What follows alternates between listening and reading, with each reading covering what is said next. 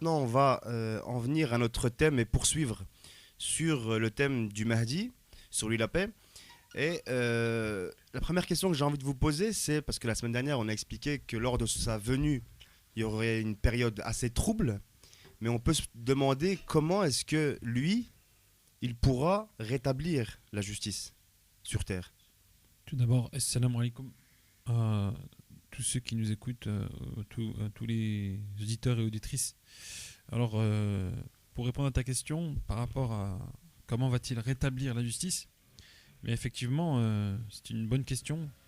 Et il faut savoir que ça va être grâce au Coran, et puis précisément grâce au sens caché du Coran, que le Mahdi, sur lui la paix, le descendant du prophète, va rétablir la justice sur toute la terre.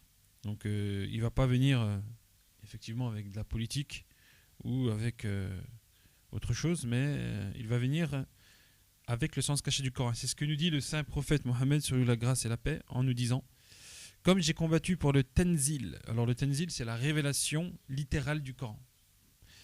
Il combattra pour le Ta'wil, c'est-à-dire l'esprit de la lettre, donc du Coran. Et donc voilà, donc pour répondre à ta question. D'accord, donc concrètement, ce que le Mahdi sur lui la paix va faire, ça a été annoncé par le saint prophète sur lui la grâce et la paix. Exactement. Donc, on va dire donc que le sens caché du Coran, dedans, on va y trouver, on va dire, des choses assez scientifiques, puisqu'on est dans des temps assez scientifiques, qui va justement montrer au monde entier que la science cachée du Coran peut égaler celle qu'on peut retrouver aujourd'hui. Bien sûr, hein, tout d'abord, salam alaikum.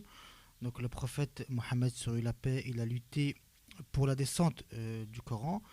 Et le Mahdi, sur la paix, il en rappellera l'esprit, le sens caché. Donc, ça, c'est une chose qui est importante. Et concernant le Tenzil, dont a parlé Hicham, qui est la révélation littérale du Coran. Donc, le Tenzil, il fait référence à la révélation du Saint-Coran au prophète plutôt. Et on le sait, le prophète, il a reçu la révélation durant 23 ans. Donc, et pendant cette même période, donc, il a dû faire face à ses ennemis, des ennemis qui étaient très acharnés, qui voulaient à plusieurs reprises l'assassiner. Mais le prophète, sur la paix, il a triomphé de tous ses ennemis. Et à la fin de sa vie, l'islam était répandu dans toute la péninsule arabique, dans toute l'Arabie. Et après sa mort, les musulmans, donc, ils ont regroupé les feuillets du Coran. Et il est arrivé à nous aujourd'hui, donc sans la moindre erreur. Donc il n'y a aucune altération. Donc le Coran dont on dispose aujourd'hui, c'est le même que celui qui était à l'époque du saint prophète, sur la paix. Donc il constitue, comme on l'a déjà dit, un miracle de Dieu. Voilà. Alors justement, en ce qui concerne la science cachée du Coran, est-ce qu'on en sait un petit peu plus? Est-ce que c'est une science en particulier ou est-ce que c'est plus général? Donc par rapport au Mahdi, on a dit que sur la paix, on a dit il combattra pour son ta'wil, c'est-à-dire le sens caché du Coran. En fait, le Mahdi, en tant qu'héritier du saint prophète, sur la paix, donc héritier du saint Coran, mais aussi de son interprétation et de son sens caché. Et selon le prophète Mohammed et les imams de sa famille, je cite: dans le Coran, il y a la science des premiers et des derniers. Donc, ce qu'il faut savoir, c'est que le Coran renferme toutes les sciences qui puissent exister. Il est indispensable, rien n'y est omis, car c'est la parole de Dieu. À la sourate Les Femmes, au verset 82, Dieu dit: ne médite-t-il pas sur le Coran? Si celui-ci venait d'un autre que Dieu, ils y trouveraient de nombreuses contradictions. Donc en fait, dans le Coran, il n'y a pas de contradiction. Et pour entrer encore plus dans le détail au niveau du sens caché, à savoir la science que dévoilera ce saint homme, parce qu'on est, comme je disais tout à l'heure, à une période où le degré de technologie est assez important.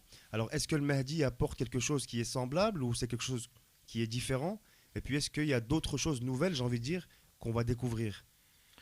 Non, le Mahdi il apporte quelque chose de supérieur à tout ce qu'on trouve aujourd'hui, même si on néglige pas la technologie d'aujourd'hui, elle est très élevée, très pointue.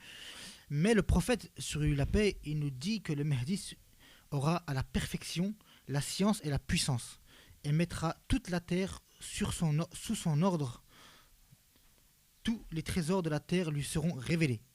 Et selon l'imam Ja'far Sadiq, sur lui la paix, il nous dit, il nous dit la parole suivante: le savoir comporte 27 lettres, et tout ce qui a été révélé au prophète comporte 2 lettres, et les hommes n'ont rien appris en dehors de ces 2 lettres.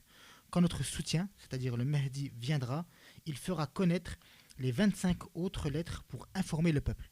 Donc, si je comprends bien, ça va vraiment être des choses nouvelles qu'on va découvrir et qu'on n'aura jamais vues jusqu'à présent. Mais c'est une science, on va dire, qui a été tirée. Enfin, est-ce que le prophète de l'islam, sur lui la grâce et la paix, ou d'autres, avaient aussi autant de science, ou est-ce que c'est vraiment propre à ce saint homme qui vient à la fin des temps, comme annoncé par le saint prophète sur lui la paix? En fait, le prophète Mohammed, sur la grâce et la paix, donc, connaissait effectivement bien évidemment cette science. Elle lui a été même révélée. Et cette science-là, il l'a enseignée à l'imam Ali, sur la paix. Mais là où est la subtilité, c'est que ce n'était pas à l'époque du prophète Mohammed sallallahu alayhi wa sallam que cette science était destinée à être dévoilée. Puisque à chaque chose, à chaque époque, il y a un signe particulier. À l'époque du saint prophète, sur la paix, l'époque en particulier, c'était la poésie. Donc il faisait face à un peuple qui sortait de la barbarie, de l'ignorance, etc. Donc la priorité, finalement, à ce moment-là, c'était de rétablir le monothéisme, c'était d'installer une morale, c'était d'éduquer les gens par rapport à la foi en Dieu, au jugement dernier. Et par la suite, le but étant que le Mahdi puisse venir et dévoiler ce que le Coran cache en termes de secret, dans une époque qui lui permet de lui dévoiler cela, dans une période technologique. Donc en fait, étant donné qu'aujourd'hui nous sommes dans une période technologique, eh bien nous avons les outils pour pouvoir comprendre en quoi consiste ce sens caché, chose qui n'était pas possible à l'époque du saint prophète ou à l'époque des autres imams. D'accord, très bien. Donc, on va peut-être commencer à parler un petit peu, avant de faire notre pause coranique, du rôle d'un saint homme qui va venir, enfin d'un saint homme, oui, qui va venir également, on en a déjà parlé, avec le Mahdi sur lui la paix pour être un soutien, et même qui aura un rôle beaucoup plus important après. Donc, est-ce que vous pouvez nous dire quel est cet homme, et puis justement, comment va se dérouler sa venue? Donc cet homme, c'est Jésus, donc sur lui la paix, que les musulmans et chrétiens attendent avec impatience, ils l'attendent tous. Et le Messie, Jésus, donc il occupe une place centrale, car c'est lui, en tant que Verbe et Esprit de Dieu, selon le Coran, qui reçoit de par la volonté de Dieu la mission de remporter la victoire finale aux côtés du Mahdi sur la paix. Et concernant son rôle, donc d'après le saint prophète, il nous dit: Jésus, il a pour mission de confirmer la religion du prophète Mohammed et de tuer l'antéchrist. Donc le prophète, il nous a expliqué qui était l'antéchrist. En arabe, on appelle ça le Dajjal. Donc il nous dit que le Dajjal restera le temps que Dieu veut, puis Jésus, fils de Marie, descendra du ciel comme imam, guide, juge équitable pour confirmer la religion de Mohammed, et il tuera l'antéchrist. Et il nous dit aussi, le prophète, il nous dit également que l'heure ne sonnera pas avant que Jésus, fils de Marie, revienne comme un juge équitable et un imam juste. Il brisera la croix, tuera le porc et annulera l'impôt personnel de capitation. On dit ça en arabe, on dit ça el jizya. À son époque, l'argent sera tellement abondante que personne ne l'acceptera lorsque l'on lui donnera. D'accord, très bien. Donc on va maintenant arriver à notre pause coranique avant de poursuivre sur ce thème. Et donc on continuera de parler du rôle de Jésus aux côtés de l'imam al-Mahdi, sur lui la paix. Et on verra un petit peu ce que ces deux hommes auront à faire donc, dans cette lourde tâche qui leur est dévolue. Pour ceux qui nous rejoignent, nous étions en train de parler du rôle de Jésus, sur lui la paix, aux côtés de l'imam al-Mahdi. Et vous nous expliquiez qu'ils viendront, en particulier Jésus, pour mettre fin à celui qu'on appelle El Dajjal, l'antéchrist. en expliquant que finalement, si j'ai bien compris, qu'il y aura une victoire finale de ces deux hommes et de ceux qui les suivront. Exactement, on peut citer un verset du Coran, le verset 21 de la sourate 58. Allah nous dit: nous vaincrons sûrement moi et mes messagers. C'est-à-dire que Dieu dit d'une part que la victoire sera celle d'Allah, mais il rajoute aussi celle des messagers. Pourquoi est-ce qu'il précise des messagers aussi? C'est parce que le message des prophètes, eh bien, il demeure avec le projet, si j'ai envie de dire, le projet du Mahdi et de Jésus. Il est écrit encore à la sourate 28, versets 5 et 6. Nous voulions favoriser ceux qu'on avait opprimés sur terre, et en faire les imams, et en faire les héritiers, et les établir sur la terre. Donc, c'est le Mahdi qui va exercer le pouvoir sur les hommes, et Jésus, il va le confirmer dans son rôle d'imam, et ce n'est qu'ensuite que Jésus il va exercer directement le pouvoir sur tous les croyants, donc il sera intronisé par la suite. Donc au début, le Mahdi va être le calife des musulmans en tant qu'imam qui possède la science, en tant que finalement maître de son projet. Mais par la suite, le projet étant achevé, ce sera Jésus, sur la paix, qui va finalement hériter de la terre, etc., avec ses compagnons et Mahdi, etc. Donc voilà un peu le rôle de chacun. D'accord, donc ce sera un royaume de justice. Mais ce qu'on peut se demander, hein, tu nous parlais des opprimés qui seront rétablis dans leurs droits, mais est-ce que ces saints hommes, parce qu'on peut se demander, est-ce qu'ils sont déjà là ou est-ce que, ou plutôt, est-ce qu'ils ne sont pas là ou est-ce qu'ils sont là? Et puis s'ils sont là, pourquoi est-ce qu'ils ne font pas leur annonce? C'est vrai que c'est une question qui est très intéressante et que je pense que pas mal de gens se la posent. Est-ce qu'ils sont parmi nous, oui et non? Donc les avis ils sont assez partagés. Donc certains disent que le Mahdi et Jésus sont parmi nous, ils sont sur terre.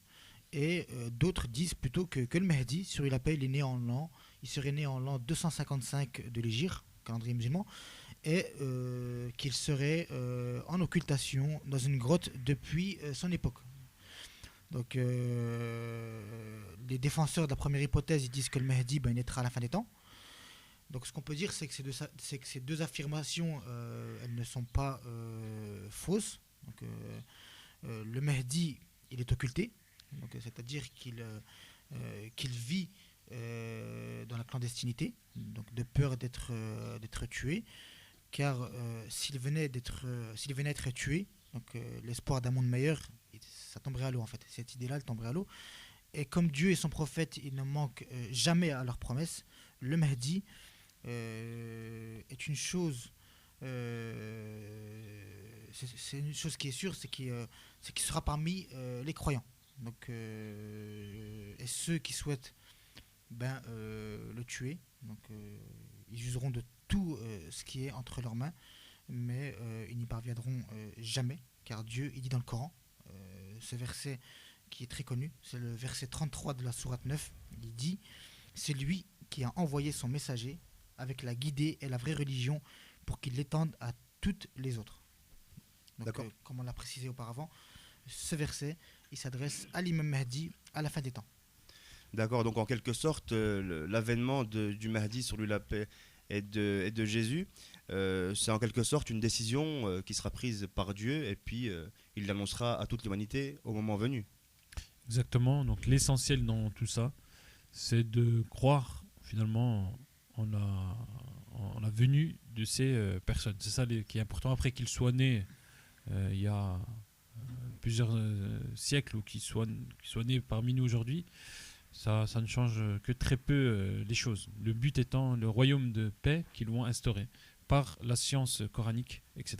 Et le prophète Mohammed, en parlant du Mahdi, disait: en vérité, il n'est pas occulté, mais c'est vous qui êtes à l'état de somnolence. Personne, hormis les vrais partisans, ne connaissent l'endroit où le maître du temps se trouve.